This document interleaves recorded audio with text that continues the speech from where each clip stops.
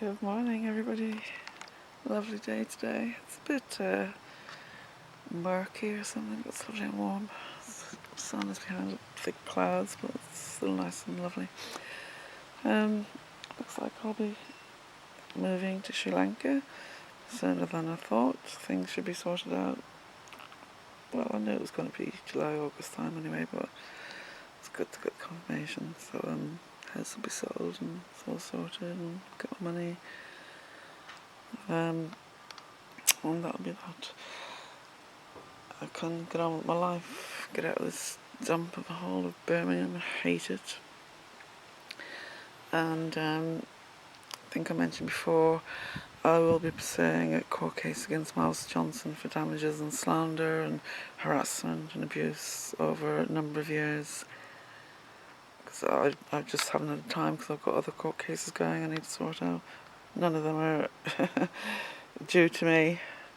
Money people owe me and stuff like that, so I've got to get all that sorted out first before I can concentrate on him. But I've been gathering everything together, all the evidence, videos, emails, texts, phone calls, answer phone messages, all that kind of thing, and slander, as he's been saying in public circles, things he's been saying in conferences, people, comes back to me. So, I've got a very good case for damages and destroying my good character and giving me so much stress and grief over the years and using my information for his ridiculous purposes. How can anybody be sure when you go to this man, he's not using your video for something weird and horrible? Because he has been known for that now, that things people have said. Sarah Adams caught him with her photos and videos, and Max caught him doing something with Sarah's videos. They told me that themselves. I caught him once. I thought the camera was off. I was making coffee. It was in the middle of a video and we'd had a break. And when I turned around, he'd had the camera focus on my arse area. And he came really close. When I turned around, he came really close, right up, zooming in on my middle area. And I said, "What are you doing? Are you filming me?" That's on video. It's on one of the videos, I think. I think it's actually in one of the videos. Maybe did he leave it in? No, I don't think he left it in. But he said, no, I'm just adjusting the colours, because I had a white t-shirt and black trousers, I think, or jeans maybe. I'm just adjusting the colours, I said, but he was filming me. He was filming me.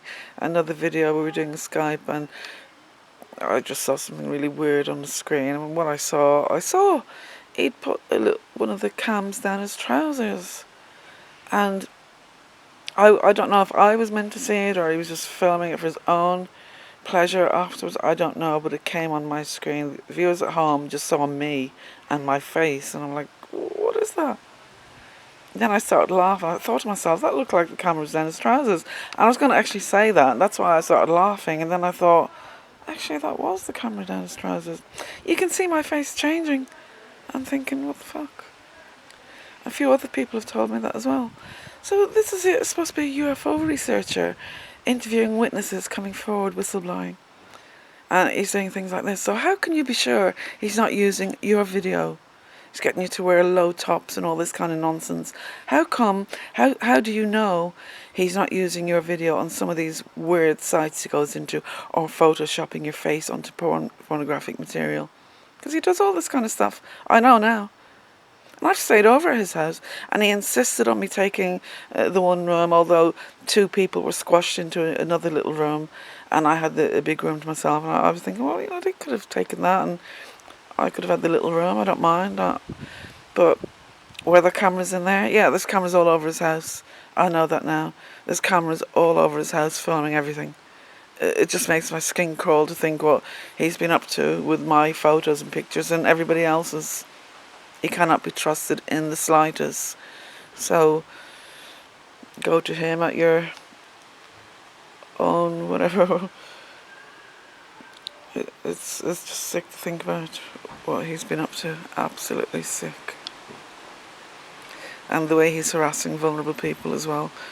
This is one of the things, and I know the way he harasses people. I mean, he harassed me to death. He pushed me to my limits. I didn't even want to live anymore. And a few people have said the same. He just has that knack. He seems to just have that knack. He's a monster, absolute monster. No regard or compassion or feeling for anybody else. How can someone like that be saving the planet? Don't be ridiculous. Don't be bloody ridiculous.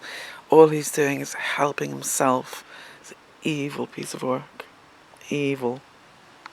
So, what's that, Miles? I'm just repositioning the camera. I'm just repositioning the camera. Sorry. I think it's called coming to it. Oh God. It's it's just the viewers. In order for Marie to see everything, I had to have her Skype camera in a different position. It was sitting on a microphone thing here, pointing at this screen. One thing I am actually concerned about now is that I'm going to find my picture on some porn site somewhere. And I tell you something now, I'm putting out alerts now, and this is this is what I'm looking for. And if I find that, you're going to fucking jail, Johnson. You're going to jail. I swear to God, if I find you've done anything with my pictures like that, or videos or anything, you are going to jail. I swear. And the thing is as well, he's been having conversations about me with people he's met on the site. They've told me, several people have told me, he's met some transgender people and TV people, and discussed me. What the fuck are you discussing me for? I told you before, everything gets back to me. Even your sleazy nonsense is getting back to me. God's sake. So this is why I know he's up to no good. Why on earth would he be talking about me to these people, to escort people? He's hiring people for escorts. He's discussing me. This new interview with the author of The Matrix. It's been no court case that she won. She hasn't won anything. She's been outed as fake a long time ago, and here she is on Miles Johnston's channel. Oh God, just do a bit of research, people. Do a bit of research on this woman. She's another delusional fantasist and fool, a con merchant. She hasn't won any billion-dollar case, and she's never received any money. The case was thrown out of court. Another con artist being promoted by Johnson. Again, just looking at the comments on the video, oh, brilliant, oh my God, I knew it, oh, how could they do this, blah, blah, blah, blah, blah. Not one person says, well, wait, hang on a minute, I need to check this. Well, that's because these people like Johnson normally have probably up to 50 people who are there specifically to leave positive comments regardless of what. And this way, when someone looks at the comments, when they watch the video, they go, oh, it must be true, look at all the comments, and they'll join in and believe it as well. This is how they do it. When there is no evidence anywhere about this woman winning any court case, but there's plenty of evidence or being a delusional fool. So, you know, be careful when you're looking at comments, and don't be swayed. Do your own research. When you see all positive comments on a complete delusional fool, you know there's something wrong. It's not right. You know there's something wrong. Not one person is asking a question, well, is this true? Let me check that. Not one person. So this is because they're all fake comments. It's usually the case, I'm finding everywhere now. They just to sway the crowd. There's a psychological video on that about people going into a room and they've got hidden cameras, and one person comes in and, you know, everybody in the room, when a certain bell goes off, everyone stands up. And this happens 4 or 5 times, and, you know, by that time, the person who doesn't know what's going on just does it as well. Doesn't know why they're standing up. Doesn't know, but just feels the odd one out and just stands up anyway. This is exactly what's happening when you see comments like that. You know they're not. You can feel in your heart they're not warranted. Not warranted at all. There's something fishy. Just saying. Waiting for the first test subject in our hidden camera experiment. Take a look at this crowded waiting room. These people may appear to be waiting for the eye doctor, but they're actually waiting for the first test subject in our hidden camera experiment. And here she is, right on time for her 12 o'clock appointment. Hi, how are you doing? This woman thinks she's here for a free eye exam. Have you been here before? It's my first time. What she doesn't know is that everyone else in this room is working for us. They'll be with you in just a couple minutes. Today we're running an experiment on social conformity, and the test starts now.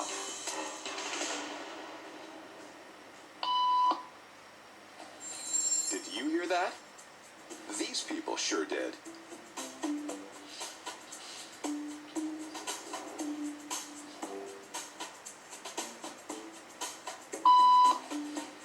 It doesn't take long for our test subject to notice a pattern. Beep means stand up. But why? And if you were in her shoes, what would you do the next time the tone sounds? I'd say, what are you all doing? Why are we standing up? You make your decisions all on your own. When it comes to Would nobody say anything? all too often, I'd be laughing and saying, what are you people doing? It's all around you, every day. An invisible force you're probably not even aware of. It affects what you do, how you think, and who you are. It's called social conformity, or peer pressure. And while it might not sound like a good thing, it's actually not so bad. The truth is, your brain craves synchronicity and takes comfort in the ease and efficiency of just going with the flow. And whether it's simply knowing what to wear in the morning, supporting your team at the big game, or even marching off to war, we're all programmed to be part of the group. And that's because your brain knows that there's power in numbers. We set up a hidden camera experiment to see if this woman would stand up at the sound of this tone. Simply because everyone else is. You might be thinking you'd never go along with this. Or would you? No, I definitely wouldn't.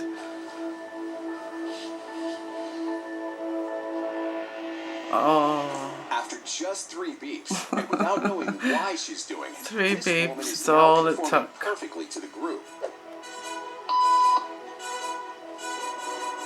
But what happens if we take the group away? Elaine, please.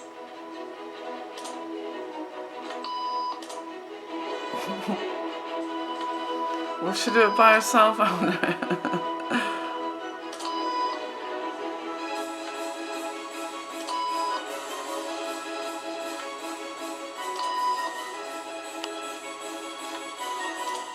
Okay, now she's alone. The crowd is gone, and nobody is watching her, except our hidden cameras. What do you think she'll do? Seriously? She's now conforming to the rules of the group without them even being there. Oh dear. Now, watch what happens when we introduce another outsider who doesn't know the rules. Have a seat and they'll be out in just a couple minutes. Great, thanks so much.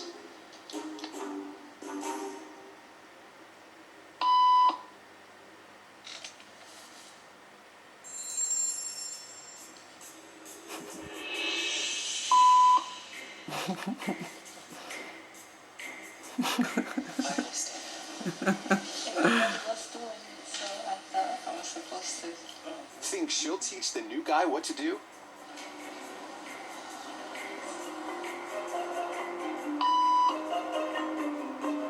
Oh, seriously?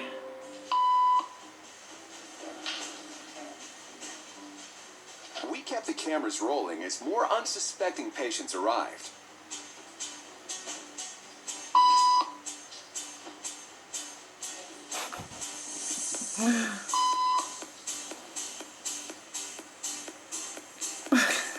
And slowly but surely,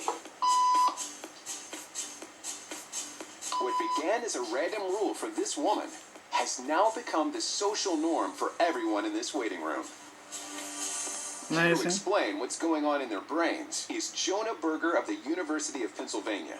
This sort of internalized form of herd behavior is part of what we call social learning. Starting at a very early age, when we see members of our group perform a task, our brains literally reward us for following in their footsteps. When I saw everybody stand up, I felt like I needed to join them. Otherwise, I'm like excluded. Once I decided to go with it, then I felt much more comfortable. Conformity is how we become socialized, but it can also cause us to develop bad habits or repeat past wrongs. And it's why even this rebel, who wasn't standing for any of this nonsense, eventually joined the ranks. And the only thing more shocking than seeing how easily conformity affects the way you act is that similar forces are subconsciously shaping the way you think right now. Okay, that was just to show how easy it is to sway the crowd. I hope people get what I'm trying to say. Thank you.